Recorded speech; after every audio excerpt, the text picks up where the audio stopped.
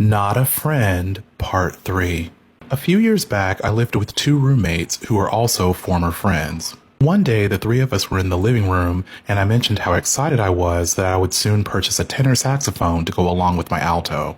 One of them asked me what the difference was between the two instruments. I explained that the alto is smaller, reaches higher notes, and has a straight neck, while the tenor is larger, reaches lower notes, and has a curve in its neck. He got out his phone to look up an image of a saxophone. Then he got up from the couch, went into my room, pulled my saxophone out of my closet, brought it to the living room, opened the case, took the body out, attached the neck and the mouthpiece, and compared my instrument held in one hand to the image he found on his phone with the other hand and said, "Yeah, this is an alto." I was stunned, but I was still trying to give him credit, thinking to myself, maybe he'll put it back? Instead, he propped the instrument up beside him on the arm of the couch. It was at best an inch away from falling off and landing on the tile floor. Then he turned towards me and our other roommate and changed the subject. I thought to myself, if that instrument falls, he's replacing it. Maybe he'll realize this and put it back. Instead, he realized he needed to do some work on his vehicle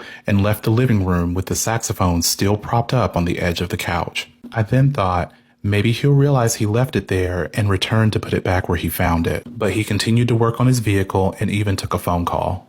I was confused because he had seen me play this instrument for years, but it seemed as if to him I didn't know what I was talking about. Because I didn't want to deal with or even believe this alarming lack of consideration, I got up from the couch, picked up my saxophone, disassembled it, and put it back where he found it without saying a word. The gross carelessness he had with one of my valuables reflected the gross lack of respect he had for me, which got worse when I cut him off along with other former friends. I later asked myself, would he have handled this matter the same way if I did the same thing with one of his valuable weapons or electronics? I share all this to say that once you remove the rose-colored glasses, you are forced to see how dangerously nice you had become.